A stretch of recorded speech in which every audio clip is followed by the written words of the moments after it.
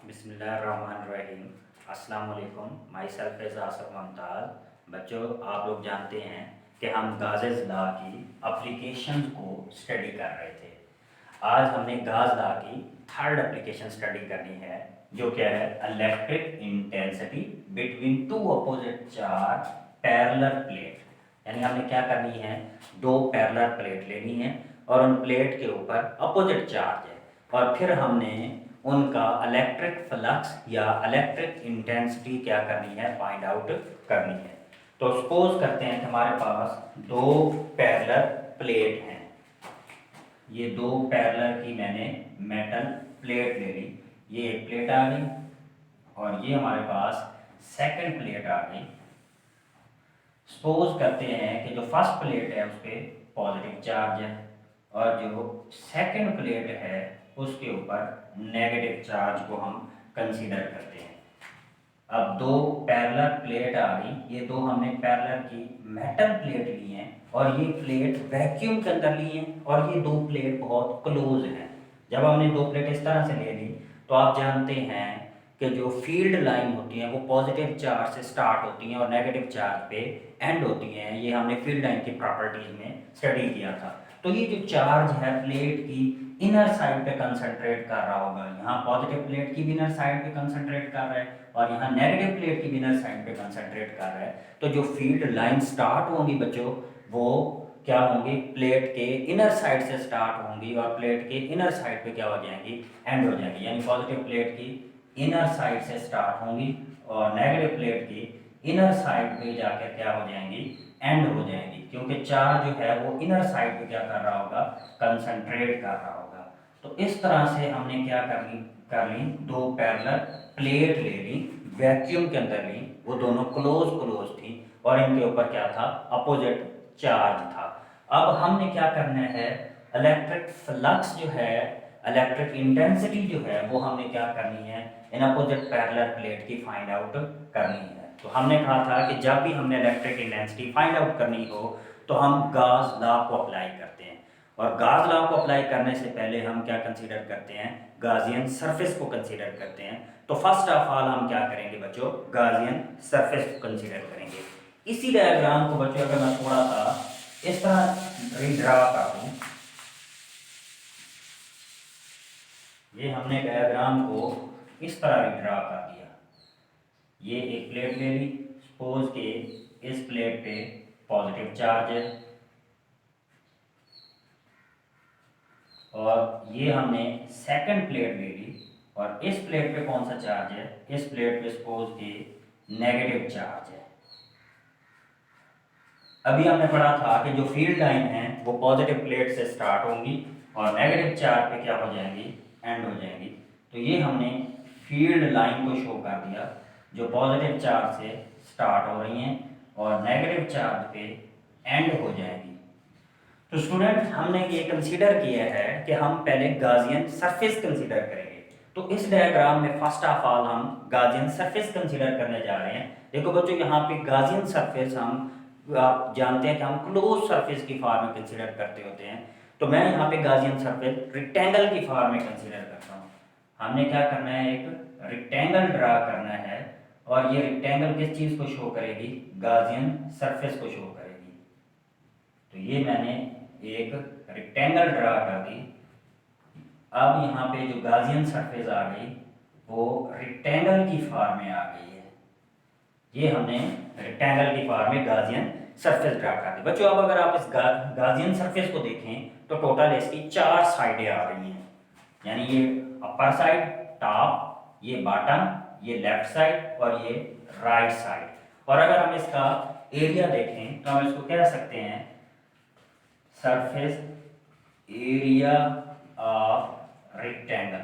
तो एरिया को आप जानते हैं, सरफेस एरिया को हम रिप्रेजेंट करते होते हैं कैसे, ए से रिप्रेजेंट करते हैं। और चार्ज डेंसिटी जो है, surface charge density, surface charge density हम जानते हैं, सरफेस चार्ज डेंसिटी को हम सिग्मा से रिप्रेजेंट करते होते हैं। और आप जानते हैं जो सिग्मा है वो किस चीज के बराबर होता है, चार्ज पर यूनिट एरिया। फिर कितनी सरफेस के ऊपर कितना चार्ज जो है वो कंसंट्रेट कर रहा है, तो सिग्मा इज इक्वल टू होता है क्यू ओवर ए। और यहीं से अगर हमने चार्ज को फाइंड आउट करना हो तो चार्ज इज इक्वल टू क्या होता है, सिग्मा ओवर है। सिग्मा यानी सरफेस चार्ज डेंसिटी, और उसके एरिया जो है वो किस चीज के बराबर आ जाता है, चार्ज के इक्वल आ जाता है। अब हमने इस सरफेस का क्या फाइंड आउट करनी है, इलेक्ट्रिक इंटेंसिटी फाइंड आउट करनी है। तो इसकी इलेक्ट्रिक इंटेंसिटी फाइंड आउट करने के लिए इस गाउसियन सरफेस की चारों साइड का हम क्या करेंगे, फ्लक्स फाइंड आउट करेंगे और फिर इन तमाम का सम ले लेंगे, तो हमारे पास इस गाउसियन सरफेस की टोटल इलेक्ट्रिक इंटेंसिटी आ जाएगी। बच्चों अगर आप गौर से देखें, इसकी आप तीन साइडें बाकी रह जाएंगी। वो किस तरह, टॉप साइड और बॉटम साइड, ये दोनों सेम नहीं है। टॉप साइड फील्ड लाइन से बाहर है, बॉटम साइड फील्ड लाइन के अंदर है। टॉप और बॉटम तो अलग-अलग होगी, यानी टॉप का हम फ्लक्स सेपरेट फाइंड आउट करेंगे, बॉटम का फ्लक्स हम सेपरेट फाइंड आउट करेंगे। लेकिन बच्चों अगर आप साइडों को देखें, लेफ्ट साइड को देखें या आप राइट साइड को देखें, लेफ्ट और राइट साइड सेम है, यानी जो राइट साइड का फ्लक्स होगा वही लेफ्ट साइड का फ्लक्स भी होगा। तो हम फिर क्या करेंगे, साइडों का इकट्ठा फ्लक्स फाइंड आउट करेंगे, यानी लेफ्ट और राइट का सेपरेट सेपरेट फ्लक्स हम फाइंड आउट नहीं करेंगे। तो अब हम लोग तीन साइडों का फ्लक्स फाइंड आउट करेंगे, flux through a top, flux through a bottom और फ्लक्स थ्रू अ सब। तो इन तीनों साइडों का हम पहले separate separate flux find out करते हैं और फिर इन तीनों का क्या ले लेंगे, सम ले लेंगे। तो हमारे पास टोटल इलेक्ट्रिक इंटेंसिटी या इलेक्ट्रिक फ्लक्स हमारे पास आ जाएगा। तो फर्स्ट ऑफ ऑल हम बात कर लेते हैं electric flux through electric flux through the top surface. तो टॉप सरफेस का हमने क्या करना है, फ्लक्स फाइंड आउट करना है। बच्चों अगर आप गौर से देखें, जो टॉप साइड है वो फील्ड लाइन से आउट हो गई है। हम लोग फ्लक्स का फार्मूला जानते हैं। अब टॉप साइड है तो इसको मैं कह देता हूँ φ1। इस जनरल फार्मूला होता है φ is equal to E dot A. आप जानते हैं जब हम डॉट को खत्म करते हैं तो ये फार्मूला हो जाता है ई ए कॉस थीटा।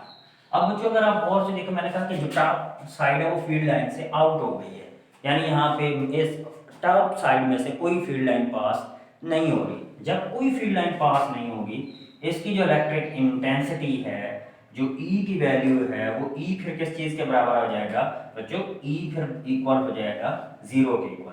तो हमारी ये इक्वेशन हो जाएगी φ1 is equal to 0 a cos theta. जब इसको 0 से मल्टीप्लाई करेंगे तो φ1 किसके बराबर आ गया, 0 के बराबर। तो बच्चों टॉप साइड का जो फ्लक्स है वो किसके बराबर आ गया, 0 के बराबर आ गया। इसको हम कहते हैं इक्वेशन 1। तो यहाँ पे मैं रिजल्ट लिख देता हूँ, φ1 बच्चों इसका रिजल्ट किसके बराबर आ गया, 0 के बराबर। इसको हमने इक्वेशन 1 कह दिया। अब हम इसकी क्या कर लेते हैं, दोनों साइड का फ्लक्स फाइंड आउट कर लेते हैं। Electric flux through the side, flux through the side of rectangle. Rectangle की साइड का बच्चों हम लोग फ्लक्स जो है वो फाइंड आउट करते हैं। अब बच्चों अगर आप साइडों को देखें तो साइडें क्या आ रही हैं, फील्ड लाइन के पैरेलल आ रही हैं। यानी अगर हम ये देखें कि ये हमारे पास रेक्टेंगल है, ये हमारे पास क्या है जी, रेक्टेंगल है, ये रेक्टेंगल इस तरह से है और इसमें से क्या पास हो रही है, यूं ऐसे फील्ड लाइन पास हो रही है। अब बच्चों अगर आप गौर से देखें तो फील्ड लाइन और ये जो साइडें हैं ये आपस में पैरेलल आ रही हैं। जबकि आप लोग जानते हैं हमें जो रिलेशन चाहिए वो क्या चाहिए, एरिया का नहीं चाहिए। ये तो एरिया आ रहा है, हमें क्या चाहिए, वेक्टर एरिया चाहिए। अभी सरफेस एरिया और फील्ड लाइन आपस में पैरेलल आ रही है, तो हम पहले इसका बच्चों वेक्टर एरिया ड्रा करेंगे। अब आप जानते हैं किसी चीज का अगर इस तरह से एरिया दिया हुआ हो, ये ऐसे यूं समझ ले कि ये ऐसे ये एरिया है, तो हमने इसका वेक्टर एरिया ड्रा करना हो तो इसका वेक्टर एरिया क्या होगा, इस जानिब होगा, क्योंकि हमने कहा था एरिया और वेक्टर एरिया आपस में क्या बनाते होते हैं, परपेंडिकुलर। तो इस डायरेक्शन में इसका क्या आ जाएगा, वेक्टर एरिया आ जाएगा। ये इसका आ गया वेक्टर एरिया, ये इसका क्या था, एरिया था ऐसे पैरेलल। अब वेक्टर एरिया और फील्ड लाइन आपस में क्या हो गए, परपेंडिकुलर हो गए, क्योंकि ये जो रेड वाली लाइन है बच्चों ये रिप्रेजेंट कर रही है इलेक्ट्रिक फील्ड लाइन को, और ये जो ब्लैक कलर है ये वेक्टर एरिया को रिप्रेजेंट कर रहा है। तो इट मीन इलेक्ट्रिक इंटेंसिटी और वेक्टर एरिया आपस में क्या हो गया, परपेंडिकुलर हो गया। फिर अगर हम इसका फ्लक्स फाइंड आउट करेंगे तो बच्चों इसका फ्लक्स कुछ इस तरह से हो जाएगा φ2, और इस φ2 को हम कह देंगे E डॉट ए, डॉट को खत्म करेंगे तो E a cos थीटा। अब ये परपेंडिकुलर थे इलेक्ट्रिक इंटेंसिटी और वेक्टर एरिया, तो E a cos 90 डिग्री आ जाएगा। और बच्चों आप लोग जानते हैं कि जो cos 90 डिग्री होता है वो 0 के इक्वल होता है, तो यहाँ पे पुट कर देंगे तो φ2 इज इक्वल हो जाएगा E a cos 90 0 के बराबर। तो φ2 की वैल्यू किसके बराबर आ गई, 0 के बराबर। इसको आप क्या कहेंगे, इक्वेशन 2 कह देंगे। तो यहाँ पे इसका रिजल्ट भी हम लिख लेते हैं कि φ2 किस चीज के बराबर आ गया, 0 के बराबर आ गया। इसको हमने इक्वेशन 2 का नाम दे दिया। अब बच्चों हमारे पास थर्ड साइड रह गई, जो कौन सी साइड थी, बॉटम साइड। तो बॉटम साइड को देख लेते हैं कि बॉटम साइड का फ्लक्स किस चीज के इक्वल आएगा, flux through a bottom side.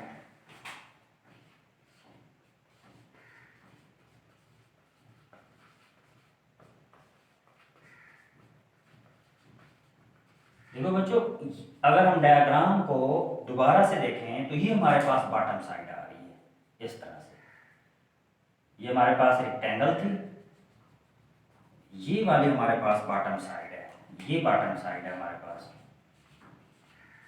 और ये फील्ड लाइन आ रही थी, ये फील्ड लाइन पास हो रही थी। अब बच्चों जरा गौर से देखें, ये फील्ड लाइन आ रही है, ये नीचे बॉटम साइड है। फील्ड लाइन और बॉटम साइड आपस में क्या है, परपेंडिकुलर है। जबकि ये तो इसका सरफेस एरिया है, जबकि हमें रिलेशन चाहिए क्या, इलेक्ट्रिक इंटेंसिटी का और वेक्टर एरिया का। तो अब सरफेस एरिया तो इन फील्ड लाइन के साथ परपेंडिकुलर बना रहा है, हमने इसका क्या ड्रा करना है, वेक्टर एरिया। आप जानते हैं जब सरफेस एरिया पैरेलल है तो इसका जो वेक्टर एरिया है वो किस जानिब होगा, क्योंकि हमने कहा था कि एरिया और वेक्टर एरिया एक दूसरे के साथ 90 का एंगल बनाते हैं।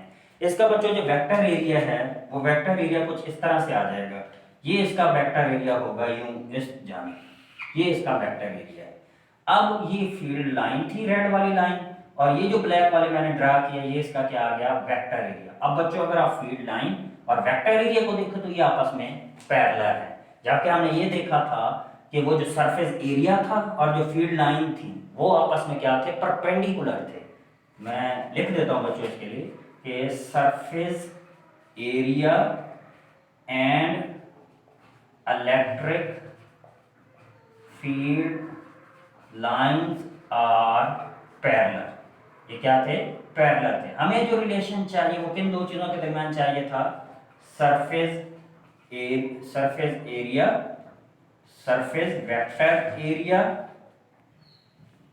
तो surface area and electric field line are parallel, जबकि vector area and electric field line are the perpendicular. अब हमने क्या किया कि जब ये परपेंडिकुलर आ गया तो इट मीन कि ये जो इलेक्ट्रिक फील्ड लाइन है और जो वेक्टर एरिया है, फिर इन दोनों का जो रिलेशन है वो रिलेशन क्या बनेगा बच्चों, पैरेलल बनेगा। जब ये पैरेलल है तो जो थीटा है, जो एंगल है वो हम अब कितना लेंगे, 90 डिग्री, सॉरी 0 डिग्री बच्चों लेंगे। तो अब हम इसका फ्लक्स फाइंड आउट कर लेते हैं। जब आप इसका फ्लक्स फाइंड आउट करेंगे तो इसका फ्लक्स बच्चों कुछ इस तरह से होगा φ3।